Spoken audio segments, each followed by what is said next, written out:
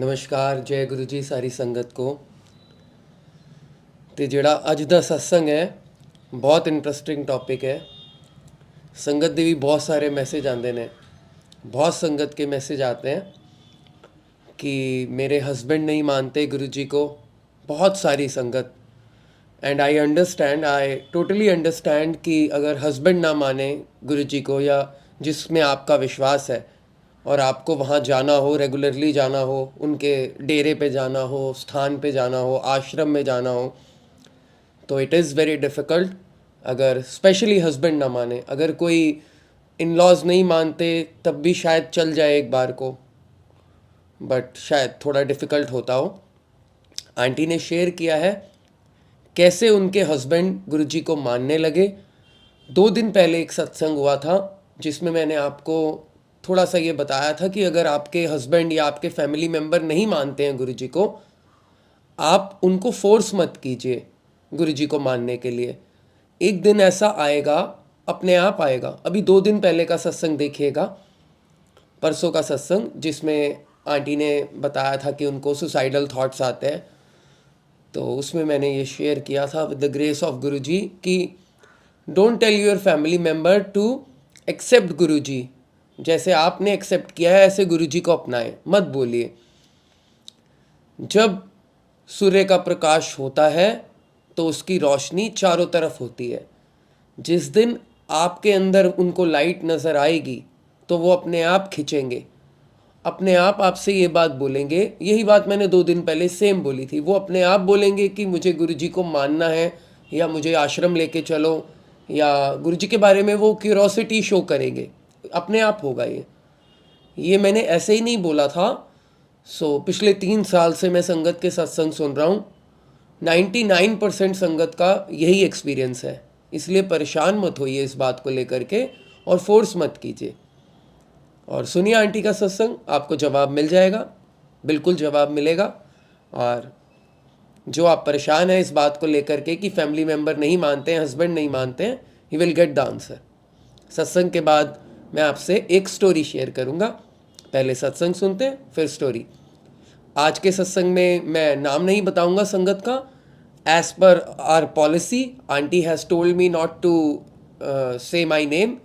Aunty ने मना किया है नाम बताने के लिए। तो आगे भी अगर कोई संगत नहीं अपना नाम बताना चाहते और सत्संग शेयर करना चाहते हैं विदाउट द नेम, तो we are okay with it. So we have to respect, we should respect other person privacy. और आंटी की भावनाओं की कदर करते हुए we are not sharing her name. आप भी अगर नहीं बताना चाहते हैं, बिना नाम के सत्संग देना चाहते हैं, you can share it, it's okay. सुनते हैं आज का सत्संग। जय गुरु जी।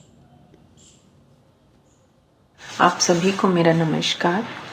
ये मेरा सेकंड सत्संग है। एक बार पहले भी मैंने अपनी गुरुजी के साथ जर्नी शेयर की थी। ये सत्संग मेरा थोड़ा सा पुराना है, मैं पहले शेयर नहीं कर पाई थी। एक्चुअली क्या हुआ था कि मेरे हस्बैंड ने एक फ्लैट लिया था और उसके लिए लोन लिया था।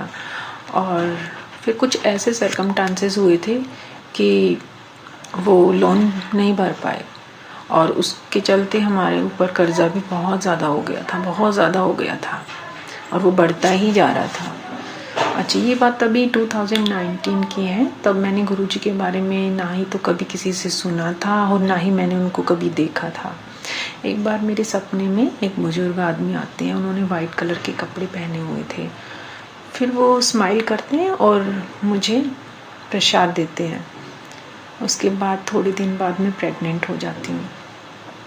उस प्रेगनेंसी के टाइम पे पता नहीं क्या उस भगवान ने क्या करिश्मा, क्या अपनी ब्लेसिंग कैसे उन्होंने दी। कुछ ऐसा होता है कि हमारे कर्जे उतरने शुरू हो गए अपने आप ही। धीरे धीरे 8-9 महीने के अंदर पूरा का पूरा कर्जा उतर गया। अच्छा, मेरी प्यारी सी फिर एक बेटी हुई।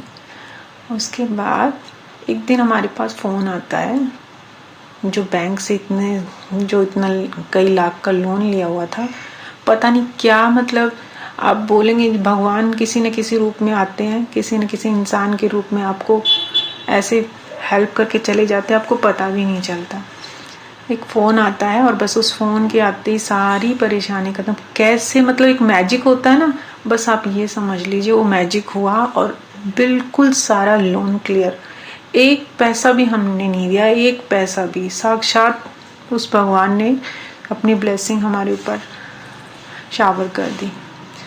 Thank you Guruji, thank you. मुझे नहीं पता वो कौन सी शक्ति थी, जब तक मैं गुरुजी को जानती नहीं थी, पर वही कहते हैं ना, गुरुजी तो हम जानते ही हैं, वो तो हमसे पहले से ही जुड़े हुए, वो हमें ही नहीं पता होता।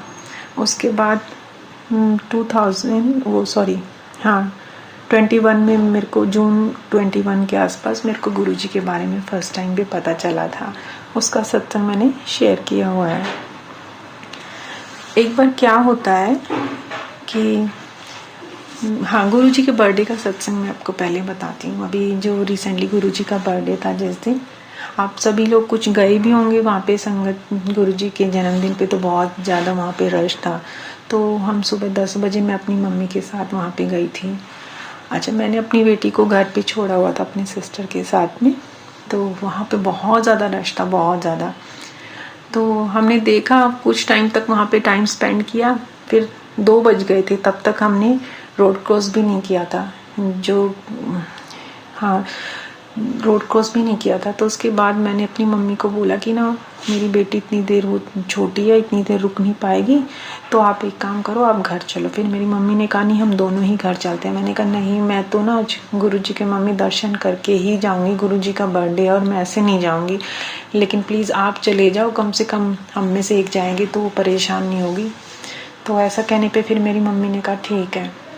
फिर मेरी मम्मी चली जाती है और मैं गुरुजी के दर्शन करने के लिए वहीं पे रुकी रहती हूँ। शाम को 4 बजे जाके गुरुजी के दर्शन होते हैं। अच्छा, मैं पूरे टाइम पे जब लाइन में लगी मतलब पूरा टाइम हमारा लाइन में ही लगाए हुए हो गया था। शाम को जाके नंबर आता है। जब हम मेन गेट पे पहुंचते हैं, जो बड़े मंदिर के जो मेन गेट है, तो वहाँ पे 2 गेट है, एक बड़े वाला गेट है, एक थोड़ा छोटा वाला गेट है।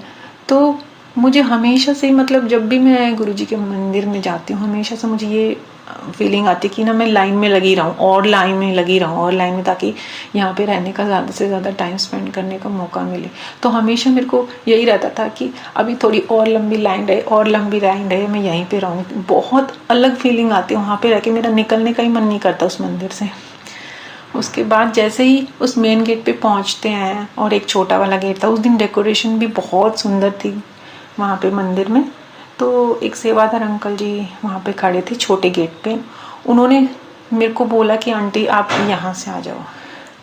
अब मैं एक बार बड़े गेट की तरफ देखी और एक बार छोटे। मेरा मन तो नहीं था छोटे गेट की तरफ जाने का, क्योंकि मेरा जैसे कि हमेशा से मेरा मन था कि मतलब मंदिर में ज़्यादा टाइम स्पेंड करने को मिले, तो बेशक लंबी लाइन हो लेकिन वहीं पे जाऊँ। लेकिन क्योंकि अब सेवादार अंकल ने कहा, तो साक्षात गुरुजी का ही कहना हुआ, मैं उनकी बात मान के छोटे गेट से एंटर करती हूँ। तो मेरा मतलब पूरा जो एक राउंड, जो पूरा एक नहीं डबल राउंड जो हो गया, वो कम हो गया और मैं वहाँ से एंटर करती हूँ गुरुजी के। जैसे इतनी खुश थी मैं, पता नहीं मुझे क्या हुआ एकदम से, मतलब बहुत खुश थी सब, बहुत। उस दिन तो सभी बहुत खुश थे गुरुजी के बर्थडे वाले दिन। और सडनली मेरी आंखों में आंसू स्टार्ट हो गए, इतना, वो भी इतनी ज़्यादा ज़ोर से आने लगे। मैंने क्या हो गया, मेरे को ये लग रहा था कोई साइड में भी देखें, कहेंगे आज इतना खुशी का दिन और ये पागलों की तरह यहाँ पे आंसू बहा रही। मैंने जल्दी से आंसू पोंछे और मेरे से कंट्रोल ही नहीं हो रहा था, पता नहीं क्या हो गया था। अंदर से मैं बहुत खुश थी, पता नहीं सडनली एकदम से क्या हो, मुझे समझ में नहीं आया। फिर जैसे तैसे मैंने बड़ा कंट्रोल करके अपने ऊपर आंसू पोंछ के फिर गुरुजी के दर्शन किए। और जैसे ही गुरुजी के दर्शन करके मंदिर से बाहर जहाँ पे निकलने के लिए वापस हम जाते हैं, मेन गेट तक पहुंचे भी नहीं थी, मेरे को एकदम से सडनली से इतनी जोर से चक्कर आता है, मुझे पता ही नहीं चलता। तो थोड़ा बहुत मुझे मतलब ऐसा लगा कि हाँ, मतलब अब मैं खड़ी नहीं हो पाऊंगी, एकदम ब्लैक आउट हो गया सब कुछ। तो मैं साइड में जैसे ही मेन गेट के वहाँ पे निकलने लगे, वहाँ पे थोड़ी सी मुझे जगह मिली और मैं वहाँ पे बैठ गई। तो मेरे को सेवादार, एक अंकल खड़े थे वहाँ पे, सेवादार अंकल, उन्होंने बोला आंटी क्या हुआ, कि आपको चक्कर आ रहे? मैंने कहा हाँ। लेकिन वो जगह इतनी कम थी बिल्कुल कॉर्नर पे, लग रहा था कि मतलब अगर मैं वहाँ पे थोड़ी देर और बैठती तो मतलब भीड़ में दबी जाती वहाँ पे। तो फिर मैं 2 मिनट के लिए वहाँ पे बैठी थी, मेरे को कुछ नहीं दिखाई दे रहा था, एकदम से पूरा सिर घूम गया था। फिर पीछे से कोई आंटी आती है भीड़ में और वो मुझे मेरा फ़ोन दे के चली जाती है। मुझे पता ही नहीं चला कि कब मेरे हाथ से मेरा फ़ोन छूटा, कैसे उनको पता चला कि किसका फ़ोन है। जय गुरु जी। फिर उसके बाद मैं हिम्मत करके थोड़ा सा, मैंने कहा यहाँ पे बैठना ठीक नहीं है, तो मैं जैसे ही थोड़ा सा उठी कि यहाँ से निकलती हूँ, बस 2-3 कदम ही आगे बढ़ी थी, उसके बाद मेरा एकदम फिर से दोबारा से इतना हो गया कि ना तो मैं फिर कुछ बोल पाई, ना मेरे से आगे स्टेप रखा गया। बस मेरे को हल्का सा धुंधला धुंधला ये दिखाई दे रहा था कि यहाँ पे सेवादार अंकल खड़े हैं, और मैंने उनको ऐसे बस हाथ दिखाया। उसके बाद ना ही तो मैंने कुछ बोला, ना ही मुझे कुछ दिखाई दिया। तो उसके बाद मुझे नहीं पता कैसे वही सेवादार अंकल मेरे को एक अंकल से दूसरे आगे, फिर तीसरे, ऐसे जाके मेरे को गुरुजी का जहाँ पे सत्संग हो रहा था वहाँ पे जाके उन्होंने बिठा दिया।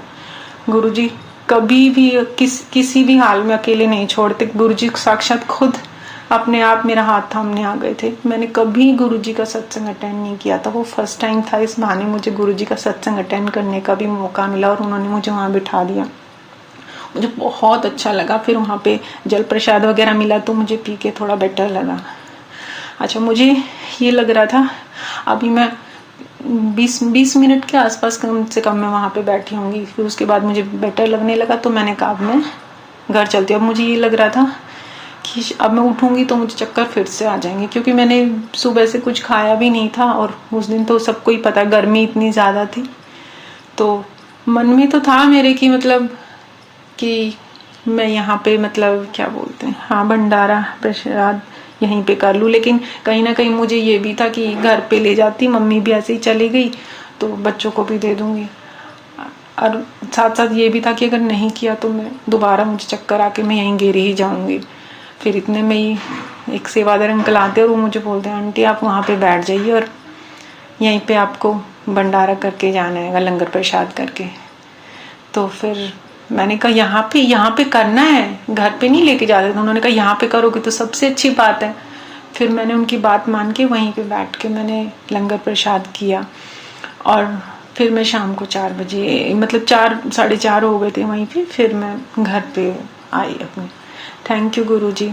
और फिर मेरी मम्मी ने भी बताया, जैसे कि वो बीच में ही चली गई थी तो उनको भी रास्ते में कोई संगत ने उनको प्रसाद उनके पास था तो उन्होंने उनको दे दिया था। तो इस तरह मम्मी को भी गुरुजी का प्रसाद मिल गया और मुझे भी मिल गया था।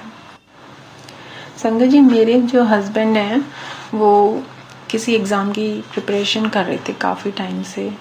तो ग्रुप सी की जॉब कर रहे थे, तो लेकिन उनको ग्रुप बी वाली जॉब के लिए मतलब प्रिपरेशन कर रहे थे।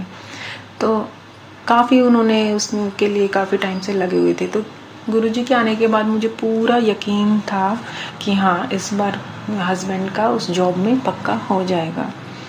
तो मैंने गुरुजी से प्रे किया जिस दिन एग्ज़ाम था। मैंने कहा गुरुजी आप संभाल लेना और जो हमारे लिए सही हो ना सिर्फ वही करना।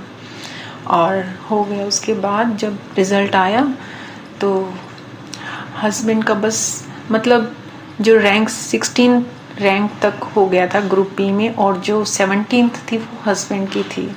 इतना पास जाके उनका छूट गया, रह गया।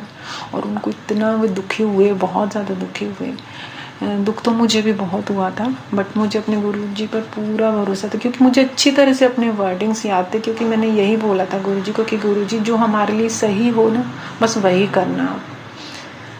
लेकिन वही कहीं ना कहीं मुझे थोड़ा बुरा तो लग रहा था उनको देख के कि काफ़ी उन्होंने हार्ड वर्क किया था, तब से लगे हुए हैं और अभी फिर नहीं हो पाया। कोई बात नहीं, मुझे अपने गुरुजी पर पूरा भरोसा है। उसके 2 महीने के बाद हस्बैंड ने एक और एग्ज़ाम दिया था, उसमें उनका हो गया और ग्रुप बी वाला ही हो गया। जय गुरुजी। गुरुजी ने वहाँ नहीं करा के कहीं और हस्बैंड का सिलेक्शन करवा दिया। थैंक यू सो मच गुरुजी, आप सबकी सुनते हैं। Thank you so much. Starting में ना मेरे हस्बैंड ने भी कभी मुझे गुरुजी के स्वरूप को लगाने की इजाज़त नहीं दी थी। पहले तो वो बहुत गुस्सा करते थे। तो जैसे तैसे मैंने गुरुजी का नाम लेके एक दिन मुझे इस चीज़ की इजाज़त मिल गई थी कि हाँ, मैं गुरुजी के स्वरूप को भी घर में ला सकती हूँ और पूजा भी कर सकती हूँ। उसके क्योंकि मेरे हस्बैंड ने मुझे ही इतनी मुश्किल से ये सब करने दिया था, तो मैंने कभी हस्बैंड को गुरुजी को लेके कभी कोई बातें नहीं की, ना ही कभी जिक्र किया और आज तक नहीं किया, क्योंकि मेरे को पता है अगर मैं हस्बैंड के सामने गुरुजी को लेके कुछ भी बताऊंगी तो हमारा झगड़ा ही होगा। तो मैंने कभी नहीं कोशिश की, उनको कभी नहीं बोला, क्योंकि मेरे लिए खुद सबसे बड़ी ब्लेसिंग मेरे लिए यही है कि वो मुझे करने दे रहे हैं। गुरुजी ने ऐसे सर्कमस्टांसेस बना दिए कि हस्बैंड ने मेरे को कभी मना नहीं किया। अब शुरू में किया था, लेकिन बाद में गुरुजी के आशीर्वाद से वो सब सॉर्ट आउट हो गया। धीरे धीरे मैं क्या देखती हूँ कि जब गुरुजी के स्वरूप घर में आने के बाद हस्बैंड गुरुजी को के सामने हाथ जोड़ रहे हैं। अच्छा, मैं गुरुजी के सामने जोत जलाती थी, धीरे धीरे हस्बैंड ने खुद जोत जलानी शुरू कर दी, लेकिन मैंने आज तक उनको बोला नहीं। मुझे पता है कुछ ऐसा होता है जब मैं बोलती ना तो हस्बैंड बिल्कुल एकदम ऑपोजिट मेरे बोलते हैं, मैं बोलूँगी तो बिल्कुल नहीं करेंगे। तो मैंने कहा इसमें बोलने वाली क्या बात है, मतलब कुछ बताने क्या होता है। जैसे हस्बैंड इतना गुरुजी को मानने लगे और भी आगे एक दिन मानेंगे, तो मैंने हस्बैंड को गुरुजी को लेके कभी ना ही तो ऐसा चाहा कि मैं उनको कुछ बताऊं गुरुजी के बारे में या मंदिर में जाने की, क्योंकि मुझे पता वो बिल्कुल ही फिर वो चीज़ें फिर और ज़्यादा ख़राब ही हो जाएंगी। जब गुरुजी खुद ही इतने अच्छे स्मूथली सब कुछ चला रहे तो मुझे क्या ज़रूरत आई। अच्छा, एक बात क्या मतलब मेरे हमेशा से मुझे ये लगता है कि मतलब मैं कि मेरे अंदर कोई स्पेशल, जैसे बोलते हैं ना हर किसी भगवान ने हर किसी में एक स्पेशल वो दी है ब्लेसिंग, मतलब जिससे आप आगे बढ़ सकते हो लाइफ में। कुछ ना कुछ ऐसा सब में एक अच्छी चीज़ होती है। मैं हमेशा से यही सोचती हूँ कि गुरुजी मेरे अंदर तो कुछ भी ऐसा नहीं है जिसको मैं ये सोचूं हाँ ये चीज़ मेरे अंदर अच्छी दी और मैं आगे अपनी लाइफ में कुछ कर सकती हूँ, कुछ बढ़ सकती हूँ आगे। गुरुजी ने मुझे धीरे धीरे विश्वास दिलाया, उस तरफ मेरा ध्यान दिलवाया जो मेरे अंदर थी और जिस चीज़ को मैं भूल चुकी थी। तो थैंक यू गुरुजी, आपने मेरे अंदर इतना कॉन्फिडेंस बढ़ाने के लिए। अब मुझे जो चीज़ें मैं पहले नहीं करती थी, अब धीरे धीरे गुरुजी का नाम लेके मैं उन सब चीज़ों को करने लगी हूँ और मुझे बहुत अच्छा लगता है। मेरी सुबह भी गुरुजी से ही होती है, शाम भी गुरुजी से होती है, रात भी गुरुजी से ही होती है। मुझे बहुत अच्छा लगता है हर पल गुरुजी को याद करना। पता है एक प्रॉब्लम थी, आज भी है, जिसकी वजह से हम गुरुजी से जुड़े थे। पता नहीं क्या बात है, हर छोटी बात गुरुजी सुन लेते हैं, हर छोटी बात। मैं कई बार गुरुजी को बोलती हूँ, मैंने कहा गुरुजी ऐसी सोच आती है, मैं आपको बोलती भी नहीं हूँ और आप उसको पूरा कर देते हो। तो गुरुजी ये जो इतनी बड़ी जो प्रॉब्लम जिसके चलते हम आपसे जुड़े हैं, ये प्रॉब्लम कब सॉल्व होगी हमारी। फिर एक दिन मुझे गुरुजी ने ड्रीम में दर्शन दिए और मुझे दिखाया।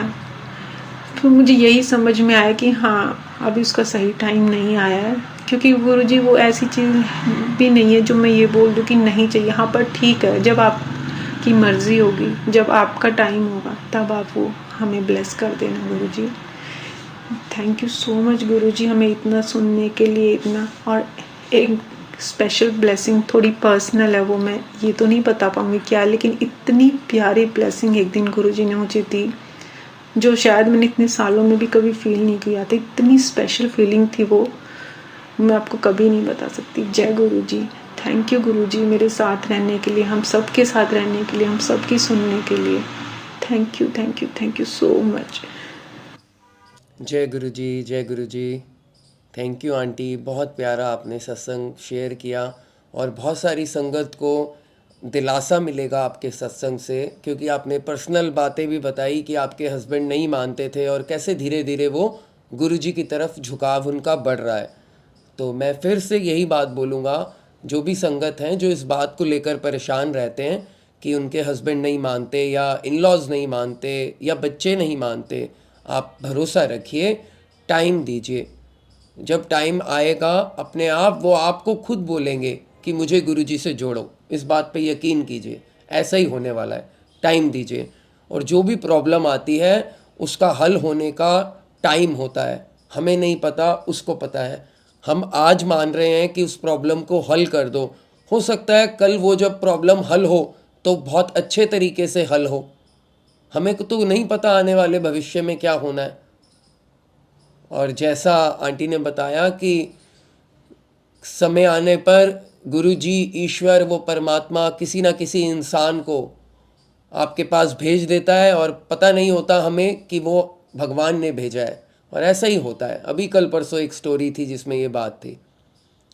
ऐसा होता है, कहीं से एक इंसान आ जाता है, वो ईश्वर ने भेजा होता है, हम पहचान नहीं पाते। इसीलिए उसका धन्यवाद करना चाहिए बार बार, बारंबार। मैं स्टोरी शेयर करता हूँ आपसे आज की। आई होप आपको स्टोरी भी अच्छी लगेगी।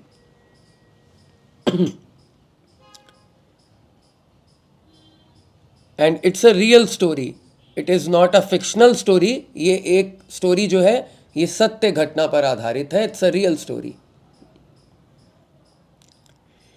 एक बहुत बड़े डॉक्टर थे जिनका नाम मार्क था। वह एक कैंसर स्पेशलिस्ट थे। एक बार वह किसी सम्मेलन में भाग लेने के लिए दूसरे शहर जा रहे थे। वहां उनको नई मेडिकल रिसर्च के महान कार्य के लिए पुरस्कृत किया जाना था। जो बड़े उत्साहित थे तथा जल्दी से जल्दी वहां पहुंचकर पुरस्कार पाना चाहते थे। उन्होंने इस शोध के लिए बहुत मेहनत की थी। उनके जहाज के उड़ने के कुछ समय बाद उनके प्लेन में तकनीकी खराबी आ गई, जिसके कारण प्लेन को आपातकालीन लैंडिंग करनी पड़ी। दूसरी फ्लाइट कई घंटे लेट थी। डॉक्टर मार्क को लगा वह अपने सम्मेलन में सही समय पर नहीं पहुंच पाएंगे। इसलिए वह प्लेन से उतरे और उन्होंने स्थानीय लोगों से सम्मेलन तक का रास्ता पता किया और एक टैक्सी किराए पर ली। पर उनको जो टैक्सी मिली वह बिना ड्राइवर की थी, क्योंकि उस समय कोई ड्राइवर टैक्सी स्टैंड पर उपलब्ध नहीं था। इसलिए मार्क ने खुद टैक्सी चलाने का निर्णय किया। जैसे ही उन्होंने यात्रा शुरू की, कुछ देर बाद बहुत तेज आंधी तूफान आने लगा। रास्ता लगभग दिखना बंद हो गया, जिसकी वजह से वह गलत रास्ते पर मुड़ गए। लगभग 2 घंटे भटकने के बाद उनको समझ आ गया कि वो रास्ता भटक चुके हैं। वह थक कर भूखे प्यासे एक जगह जाकर रुक गए। उस सुनसान सड़क पर भोजन की तलाश में वह उधर उधर चलने लगे। कुछ दूरी पर उन्हें एक पुराना सा मकान दिखा। उन्होंने बिल्कुल मकान के नजदीक अपनी गाड़ी रोकी। परेशान से होकर गाड़ी से उतरे और उस छोटे से घर का दरवाजा खटखटाया। एक स्त्री ने दरवाजा खोला। डॉक्टर मार्क ने उन्हें अपनी स्थिति बताई और एक फोन करने की इजाजत मांगी। उस स्त्री ने बताया कि वह बहुत गरीब हैं और उनके यहाँ फोन की व्यवस्था नहीं है। फिर भी उसने उन्हें कहा कि आप अंदर आइए, चाय पीजिए, थोड़ा आराम कीजिए, मौसम ठीक होने पर आप चले जाइएगा। भूखे और थके होने की वजह से डॉक्टर ने तुरंत हामी भर दी। उस औरत ने उन्हें बिठाया और बड़े सम्मान के साथ चाय दी व कुछ खाने को दिया। साथ ही उसने कहा, आइए, खाने से पहले भगवान से प्रार्थना करें और उनका धन्यवाद करें। मार्क, जो कि एक डॉक्टर था, उसने स्त्री की बात सुनकर उनको इग्नोर किया और मुस्कुराकर बोले, मैं इन बातों पर विश्वास नहीं करता, मैं मेहनत पर विश्वास करता हूं। आप अपनी प्रार्थना कर लीजिए। चाय पीते हुए डॉक्टर मार्क उस स्त्री को देखने लगे जो अपने छोटे से बच्चे के साथ प्रार्थना कर रही थी। डॉक्टर को लगा, हो ना हो इस स्त्री को कुछ समस्या है, इसके घर में इसके बेटे को कुछ ना कुछ प्रॉब्लम जरूर है। जैसे ही वह स्त्री पूजा करके हटी, डॉक्टर ने पूछा, आपको भगवान से क्या चाहिए? आप क्या मांग रही थी? क्या आपको लगता है कि भगवान आपकी प्रार्थना सुनेंगे? उस औरत ने धीमी सी उदासी भरी मुस्कुराहट के साथ कहा, ये मेरा बेटा है और इसको कैंसर है, जिसका इलाज हमारे शहर में सिर्फ एक ही व्यक्ति कर सकता है, जिसका नाम डॉक्टर मार्क है।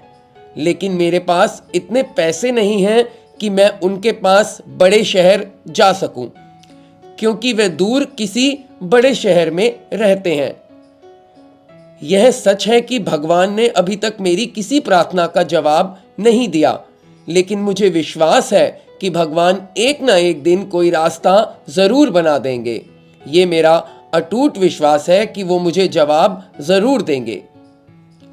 वो अवश्य ही मेरे बच्चे का इलाज डॉक्टर मार्क से करवाकर इसे स्वस्थ कर देंगे। डॉक्टर मार्क यह सुनकर बिल्कुल अवाक हक्का बक्का रह गया। कुछ पल के लिए वह खामोश से हो गए। उनकी आंखों से आंसू गिरने लगे। वह अपने मन में कहने लगे, भगवान तुम महान हो, भगवान तुम सबसे महान हो। उन्हें सारा घटनाक्रम याद आने लगा। कैसे वो सम्मेलन में जा रहे थे, कैसे उनके जहाज को एक अनजान शहर में आपातकालीन लैंडिंग करनी पड़ी, कैसे टैक्सी के लिए ड्राइवर का ना मिलना और उसके बाद तूफान का आना, उनका रास्ता भटक जाना और इस घर के आगे उनका गाड़ी खड़े करना। एक एक बात डॉक्टर मार्क को याद आने लगी।